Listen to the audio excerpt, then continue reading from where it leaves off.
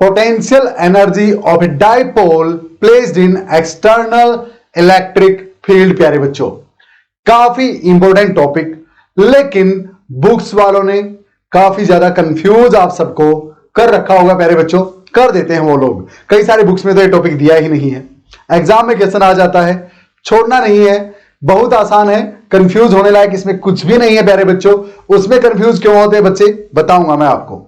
Start करते हैं, लेकिन इस टॉपिक को स्टार्ट करने से पहले पोटेंशियल एनर्जी के बेसिक्स आपको याद दिलवा दूं, 11th में पढ़े थे। सुनो प्यारे बच्चों, एक बॉडी की पोजीशन ये है, यहां पे एक बॉडी, ठीक है, ए पॉइंट पे है, इसका मास m है, और इसको मैं प्यारे बच्चों बी पॉइंट तक लेके गया। अच्छा, h हाइट पे, a से b तक h हाइट तक लेके गया प्यारे बच्चों। तो मैंने जितना खा पी रखा है, मेरे अंदर एनर्जी है, तो मैं इसको यहां से यहां तक लेके जाऊंगा तो कुछ वर्क डन करूंगा। हाँ, उस वर्क डन के बराबर मेरी एनर्जी कम होगी, तो गई कहां वो मेरी एनर्जी, वो इस बॉडी के अंदर पोटेंशियल एनर्जी की फॉर्म में स्टोर हो गई प्यारे बच्चों। अब मैंने वर्क डन कितना किया, यहां से यहां तक लेके जाने में, वो अप्लाई किया गया फोर्स इंटू डिस्प्लेसमेंट होती है। तो फोर्स मुझे इस बॉल पे कितना लगाना पड़ेगा, जितने फोर्स से अर्थ इसको नीचे खींच रही है उतना फोर्स तो एटलीस्ट लगाना पड़ेगा ना ऊपर की तरफ, mg के बराबर। अच्छा, और इसको डिस्प्लेस कितना किया है, h के बराबर। तो प्यारे बच्चों, mg h के बराबर इसकी पोटेंशियल एनर्जी में चेंज हो गया यहां से यहां तक जाने में। तो अगर मैं इस पॉइंट को रेफरेंस पॉइंट मानूं, तो इसके हिसाब से यहां पे पोटेंशियल एनर्जी अगर 0 थी, तो यहां तक आते आते इसके पास mgh पोटेंशियल एनर्जी हो गई।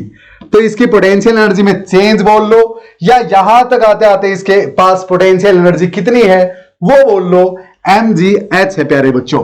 लेकिन सोचो, एक पर्सन जो यहां पे है उसके हिसाब से इसकी पोटेंशियल एनर्जी कितनी हुई यहां पे प्यारे बच्चों, mg, और सिर्फ h नहीं बल्कि h प्लस ये भी हाइट टोटल। हाँ, यानी किसी पॉइंट पे एक बॉडी की पोटेंशियल एनर्जी डिपेंड करती है कि रेफरेंस पॉइंट किसको लिया है।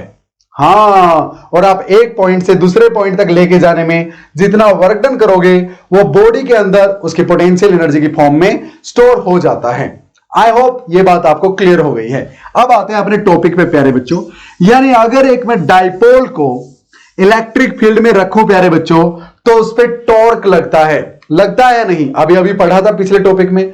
अगर मैं इस डाइपोल को, ये एक डाइपोल है, minus Q plus Q charge, electric field उस तरफ है, तो इलेक्ट्रिक फील्ड इसको क्या करेगी, रोटेट करेगी ऐसे।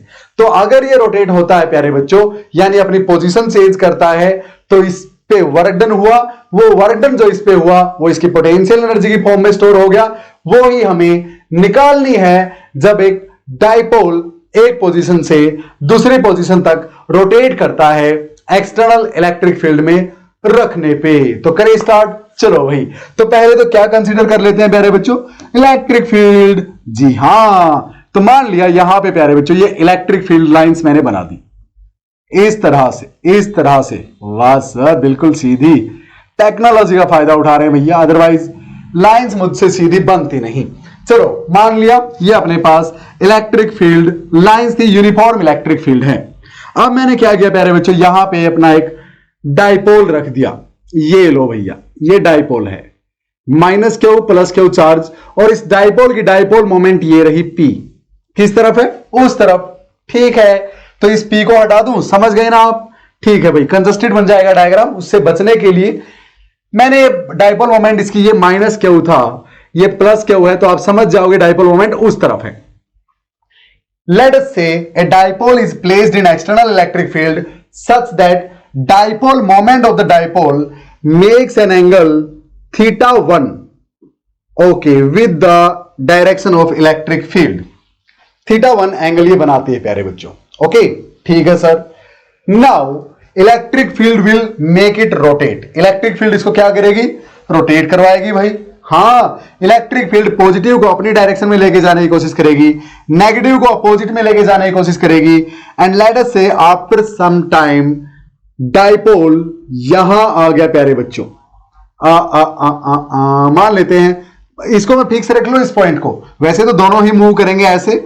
चलो मान लेते हैं कि अब डाइपोल ऐसे यहां कहीं आ गया प्यारे बच्चों, यहां कहीं आ गया। तो अब इलेक्ट्रिक फील्ड के साथ इसकी एंगल थीटा 2 है, ठीक है भाई, थीटा 2 है। तो मुझे अगर मैं वर्क डन निकाल लूं थीटा 1 एंगल से थीटा 2 एंगल तक पहुंचने में जो वर्क डन डायपोल पे हुआ है, अगर वो मैं निकाल लूं तो मेरे पास क्या आ जाएगा, डायपोल की पोटेंशियल एनर्जी में कितना चेंज आया थीटा 1 से थीटा 2 जाने में, वो आ जाएगा। हां, तो प्यारे बच्चों, पूरा वर्क डन एक बार में निकालने की बजाय मैं स्मॉल एंगल डी थीटा के लिए वर्क डन निकाल लेता हूं। ओके, तो हम क्या बोलेंगे, लेट अस से d theta is the small angle by which the dipole moves in a given time. So work done for the dipole to move by angle d theta, small angle d theta will be dw. अगर angle small move हुआ है ये, तो work done भी small होगा प्यारे बच्चों। So dw small work done will be equal to, work done होता है फोर्स इंटू डिस्प्लेसमेंट प्यारे बच्चों। अब वो वर्क डन जो इसको लीनियरली चलाए वो तो फोर्स इंटू डिस्प्लेसमेंट, और वो वर्क डन जो इसको घुमाए वो फोर्स की बजाय टॉर्क और डिस्प्लेसमेंट की बजाय angular displacement. So small angle से चलाने के लिए स्मॉल वर्क डन करना पड़ा। नाउ हमें पता है टॉर्क किसके इक्वल होता है, पी ई साइन थीटा के बराबर प्यारे बच्चों, और डी थीटा ऐसे कैसा। तो ये स्मॉल एंगल डी थीटा चलाने के लिए वर्क डन आ गया अपने पास। So to find the work done in moving it from angle theta 1 to theta 2, let us integrate from theta 1 to theta 2 प्यारे बच्चों। हां, तो this work done will be equal to P ऐसे कैसा, कांस्टेंट है P, तो इसकी dipole moment, तो इलेक्ट्रिक फील्ड जो आपने अप्लाई कर रखी है यूनिफॉर्म है, अगर यूनिफॉर्म है यानी ये भी कांस्टेंट है, और साइन थीटा का इंटीग्रेशन माइनस कोस थीटा होता है प्यारे बच्चों, और लिमिट थीटा 1 से थीटा 2 पुट हो जाएगी। थीटा 1 कौन सी एंगल है, जहां ये पहले से रखा था, थीटा 2 जो अब हो गई है इसके घूमने के बाद, किसके साथ, इलेक्ट्रिक फील्ड के साथ, इसकी डायपोल मोमेंट की एंगल। क्लियर है मेरी बात। सुनो, जो वर्क डन होता है प्यारे बच्चों वो negative of the change in potential energy के बराबर होता है। जी हां, सिंपल वर्ड्स में रखो, work done will be equal to change in potential energy. So this will be equal to change in potential energy of the body. तो PE minus cos theta है, PE ऐसे का ऐसा, माइनस ऑफ कोस थीटा 2, हां, minus में minus minus plus हो जाएगा, minus of cos theta 2 minus of cos theta 1 हो जाएगा प्यारे बच्चों। क्लियर। अब मैं इसको क्या लिख सकता हूं प्यारे बच्चों, चेंज इन पोटेंशियल एनर्जी, यानी फाइनल वाली पोटेंशियल एनर्जी U2 माइनस में इनिशियल वाली potential energy U1 will be equal to, इसको अंदर ले जाऊं, minus cos minus PE cos theta 2। अच्छा भाई, अब माइनस में इसको क्या लिख सकता हूं प्यारे बच्चों, minus of PE cos theta 1। इसको मैंने माइनस माइनस प्लस क्यों नहीं किया बताऊंगा। सुनो, यानी ये माइनस, ठीक है सर, यानी potential energy final is equal to PE cos theta final. हां, यानी थीटा सेकंड वाली, पोटेंशियल एनर्जी इनिशियल यानी माइनस पीई कोस थीटा पहले वाली। क्लियर। यानी फ्रॉम हियर वी कंक्लूड, तो यहां से हमारे पास क्या आया प्यारे बच्चों, कि अगर आपको दो एंगल दे रखी थीटा 1 थीटा 2, तो आप क्या निकाल सकते हैं, चेंज इन पोटेंशियल एनर्जी निकाल सकते हैं इस फार्मूला से। सो दिस फार्मूला आप ऐसे लिख लो, this formula gives us the change in potential energy when dipole is moved from an angle theta 1 to angle theta 2 with the electric field. Simple है प्यारे बच्चों, चेंज इन पोटेंशियल एनर्जी का formula. इसके बाद आप लिख लेंगे ऐसा। अब सुनो, चेंज नहीं निकालना हमें, किसी एंगल पे इसकी पोटेंशियल एनर्जी निकालनी है, तो क्या करेंगे, फ्रॉम हियर वी कंक्लूड। अब इसको ऐसे लिखने के बाद नीचे लिखना है फ्रॉम हियर आपको ऐसे ही करना प्यारे बच्चों, इसको गोलदारे में डाल के ऐसे एरो कर देना, इसको गोलदारे में डाल के ऐसे एरो कर देना। From here we conclude that potential energy at any point will be equal to minus of PE cos of angle of the dipole moment with the electric field at that point. Simple. Minus PE cos theta. Potential energy होती है प्यारे बच्चों, as simple as that. क्या मेरी बात समझ में आई। अब अगर मैं cos theta को हटा दूं यहां से, तो क्या लिख सकता हूं, U will be, potential energy will be equal to minus P dot E. हाँ, और दो वेक्टर्स का डॉट प्रोडक्ट हमें स्केलर क्वांटिटी देता है, पता है वैसे भी कि पोटेंशियल एनर्जी है, ये तो स्केलर क्वांटिटी ही है प्यारे बच्चों। कोस थीटा हटके डॉट आ जाता है वेक्टर साइन के साथ। क्लियर? अब सुनो, u is equal to minus P E cos theta प्यारे बच्चों। हां, तो अगर वो आपसे पूछे कि भाई ये कौन से पॉइंट के रिस्पेक्ट में है पोटेंशियल एनर्जी बॉडी की, तो प्यारे बच्चों ये है, अगर मैं रेफरेंस पॉइंट 90 डिग्री को लूं, 90 डिग्री से आप किसी भी पॉइंट पे लेके जाओ तो आपके पास पोटेंशियल एनर्जी जो आएगी, थीटा यहां पुट कर रही है। थीटा कौन सा है? इलेक्ट्रिक फील्ड के साथ जो एंगल है, इलेक्ट्रिक फील्ड के साथ जो एंगल है डाइपोल मोमेंट का प्यारे बच्चों, वो थीटा है। ये वो थीटा नहीं है जो बॉडी चली है ना, ये वो थीटा है बॉडी फिलहाल जहां खड़ी है वो इलेक्ट्रिक फील्ड के साथ क्या एंगल बनाते हैं, वो थीटा है ये। ओके, जितना थीटा कवर किया है वो तो थीटा 2 माइनस थीटा 1 होता है, वो यहां पुट करो, थीटा 2 यहां, थीटा 1 यहां। क्लियर? सो अगर आपसे ये पूछ ले कि रेफरेंस पॉइंट किसके हिसाब, किसको लूं कि पोटेंशियल एनर्जी ये आए, तो वो रेफरेंस पॉइंट 90 डिग्री लेने पे है प्यारे बच्चों।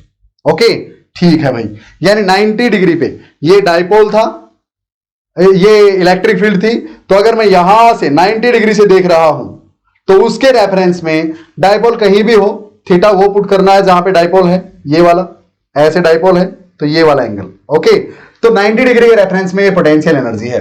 अब सुनो, पोटेंशियल एनर्जी मैक्सिमम कब होती है? जब थीटा मैक्सिमम होगा। थीटा मैक्सिमम होगा 0 पे और 180 पे। ओके, तो पोटेंशियल एनर्जी मैक्सिमम यानी मोस्ट मिनिमम प्यारे बच्चों तब होगी जब एंगल 0 डिग्री होगा। If theta is 0 degree then cos theta will be equal to 1, hence potential energy will be equal to minus PE, which is the maximum negative value of potential energy, and at maximum negative value of potential energy the dipole will be in stable equilibrium। प्यारे बच्चों पता तो है, हाँ, जिस तरफ electric field है उसी तरफ अगर डाइपोल मोमेंट है तो स्टेबल इक्विलिब्रियम में होता है अपना डाइपोल, वही तो है। हाँ, and if theta is equal to 180 degree, the potential energy will be maximum positive, क्योंकि cos 180 minus 1 minus minus plus PE, so U maximum is equal to plus PE at theta equal to 180 degree, and at that condition the body is in unstable equilibrium। पता तो है, पिछले topic में पढ़ा था, है ना, टॉर्क वाले में, कि जब एंगल 180 डिग्री की होती है पी और ई के बीच तो अनस्टेबल इक्विलिब्रियम में होता है डाइपोल, जब एंगल 0 डिग्री होती है तो स्टेबल इक्विलिब्रियम में होता है डाइपोल। पढ़ा तो है प्यारे बच्चों। Clear? So this is how the potential energy, torque, maximum, minimum values of potential energy, torque find out कैसे करते हैं प्यारे बच्चों। स्टेबल एंड अनस्टेबल इक्विलिब्रियम कैसे फाइंड आउट करते हैं, पोटेंशियल एनर्जी कैसे फाइंड आउट करते हैं, इससे बेटर तरीका आपको नहीं मिलेगा, गारंटी देता हूं। हर जगह रटवाया रखा है बुक वालों ने, टीचर्स ने, यहां आपको डायरेक्ट हमने यहां से कंक्लूड किया है इसको कि u will be equal to minus PE cos theta, जहां पे थीटा क्या है? Angle between p and e। Change in potential energy पूछे, ये लगा देना। पोटेंशियल एनर्जी पूछे, थीटा दे रखा हो किसके साथ? p और e के बीच का, ये लगा देना, बस बात खत्म। ओके, तो प्यारे बच्चों, this was all about our today's session.